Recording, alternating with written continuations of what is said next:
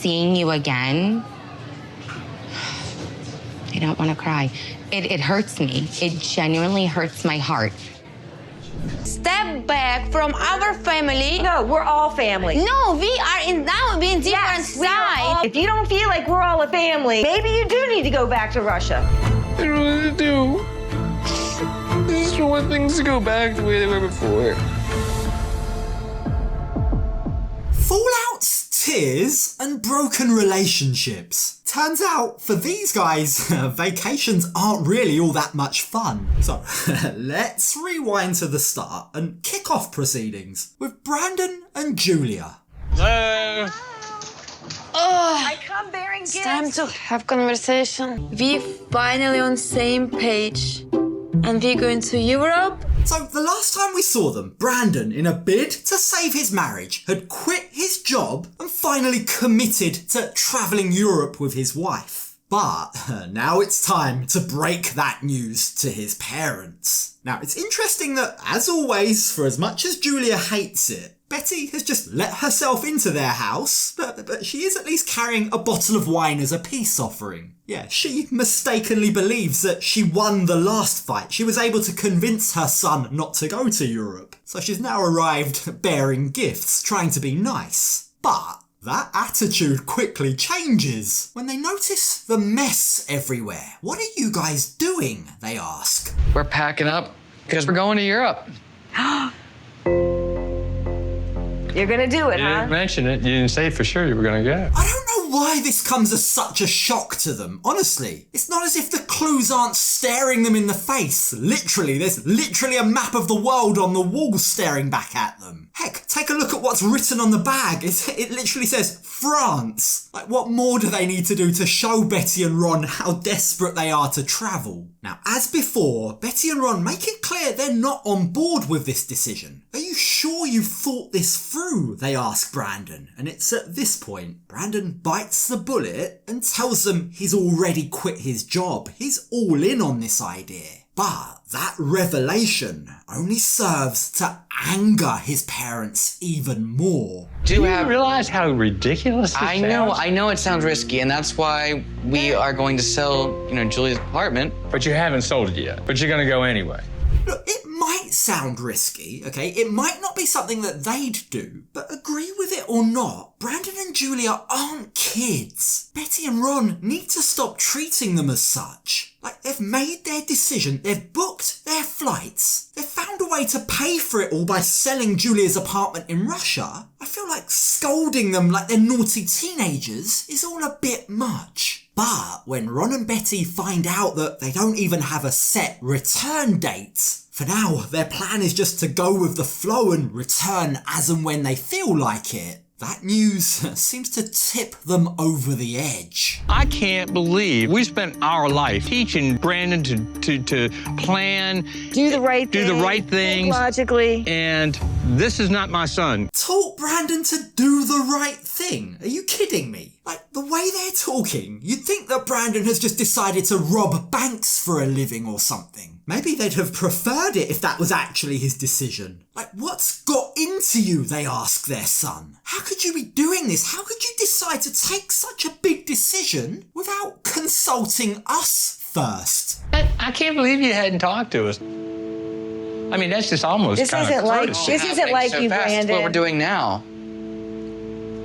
Again, they're treating him like a little baby. They expect him to ask for their permission first. Like, I'm sorry, regardless of what they say, this isn't about courtesy. It's not as if Brandon and Julia have just disappeared and phoned them to let them know they're in Europe. They did tell them their plans, remember? It was Betty and Ron that decided they didn't like it. They convinced their son to be a good little boy and not go ahead with it. Like, the truth is, Betty and Ron want to have a say in everything their son does. But now that Brandon's quit his job, now that the plane tickets are bought and they're leaving in just a few days, they realise they're not gonna get a say. Brandon is gonna prioritise his marriage and Julia over them. And that, I think, is what hurts them the most, but equally gives Julia a reason to be happy for once. Like, Julia springs to Brandon's defence. You guys need to back off and let us live our lives, she says. step back from our family. No, we're all family. No, we are now in different Yes, we are all- sides. If you don't feel like we're all a family, maybe you do need to go back to Russia. Ouch, that's quite the threat, isn't it? But it's also very revealing. Betty and Ron truly believe that Julia is trying to tear their family apart. They believe that she's trying to tear Brandon away from them. She's a threat to them and their family, and if she can't fall into line, they'd prefer that she goes back to Russia and their son's marriage capitulates. But for as difficult as it might be for them to accept, the truth is Brandon does have a separate family with Julia now, or at least he should. Now, what's disappointing here is that unlike Julia sticking up for him, Brandon, by contrast, just stands there quietly as his mum tells his wife to go back to her own country. Like, he doesn't utter a word as his parents begin to attack his wife. And you're putting a wedge in between our son and us. And I I think don't that's even know wrong. who he is right now.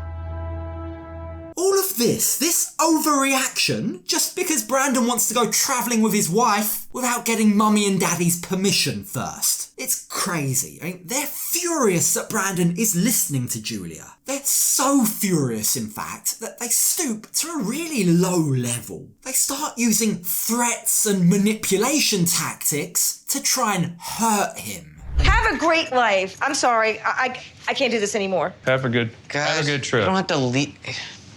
Y'all really leaving? Yes. Who's the one acting like a kid, acting immature now, Betty and Ron? Have a great life, really. Like, the second they don't get their way, they just storm off. Their adult son has made a decision for himself for once, one they don't agree with, clearly, but rather than choosing to support him anyway, they decide to throw a tantrum and leave. I'm sorry, I don't doubt for a second that Betty and Ron really love Brandon, right? That's not in question. But what they're doing here, this form of love, is very toxic. This isn't healthy. This isn't love. This is control. But sadly, their little outburst has had the desired effect. It's come as a gut punch to Brandon. He's fallen for it hook, line and sinker. The poor guy feels like he's just lost his parents. He feels like he's in a no-win situation. There's no option for him to make both his wife happy and save his marriage, but also appease his parents. I don't know what to do. I just want things to go back the way they were before.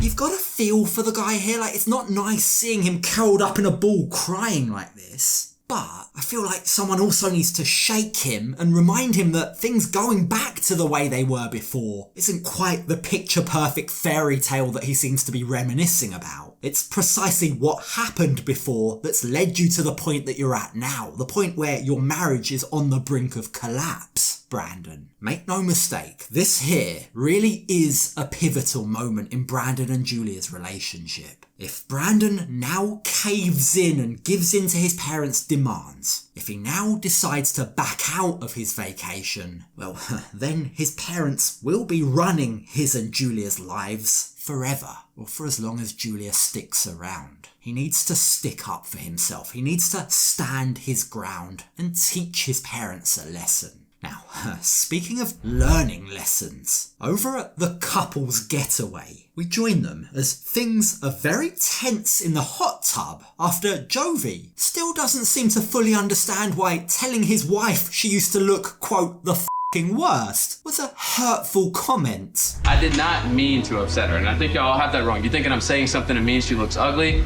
I did not say that.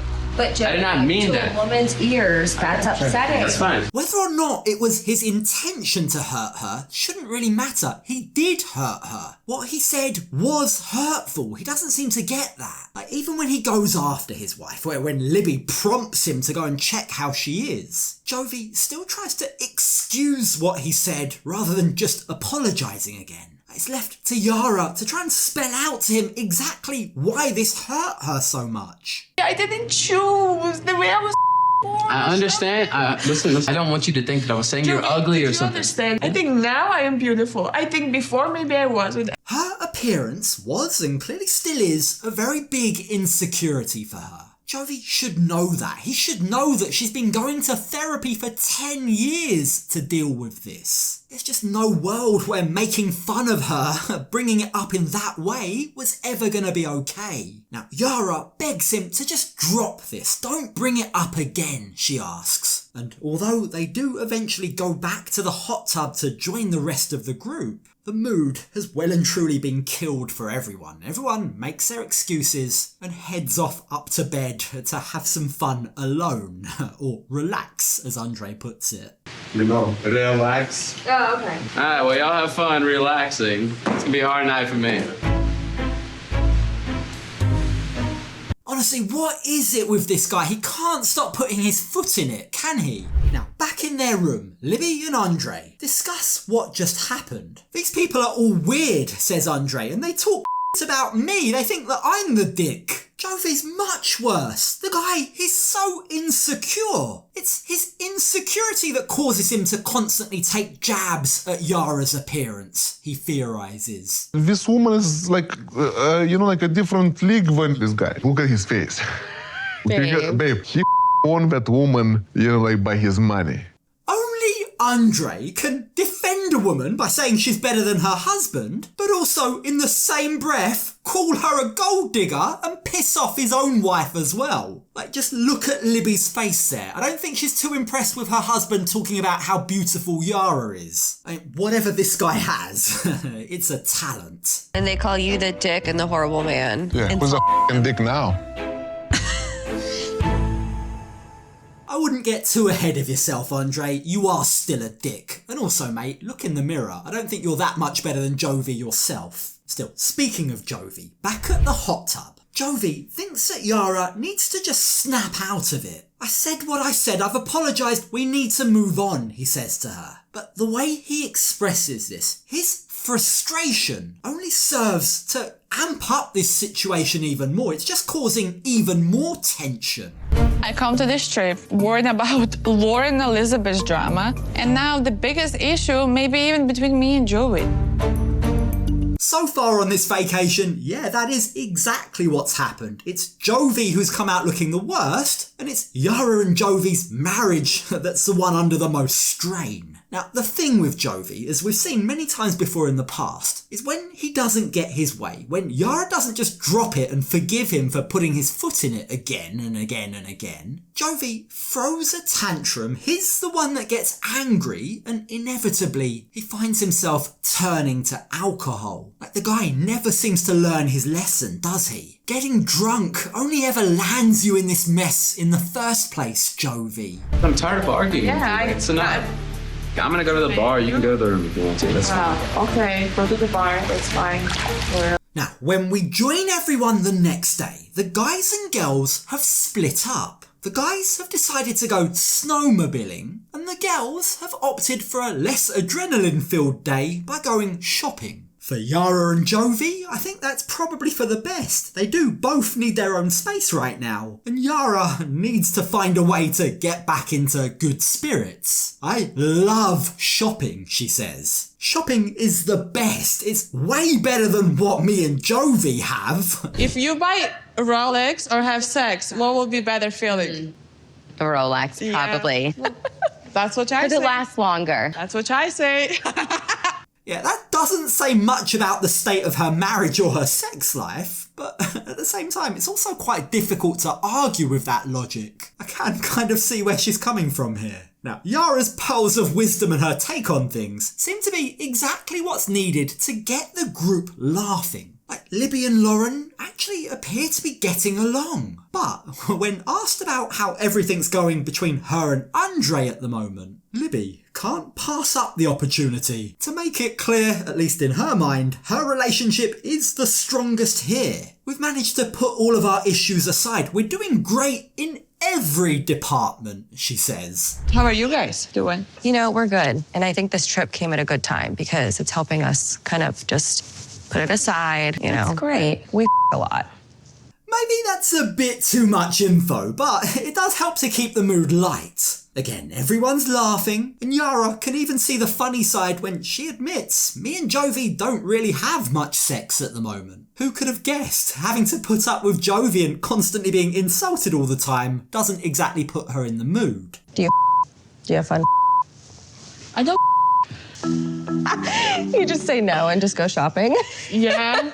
Now, the girls are all being supportive, and I guess that's a nice change for Yara. And while the men are also having fun, a very different kind of fun. After finishing with their retail therapy, the women head out to lunch. But it's at this point that the mood amongst them all noticeably changes. Like, the mere act of all having to sit next to each other suddenly makes everyone nervous. I like to move forward.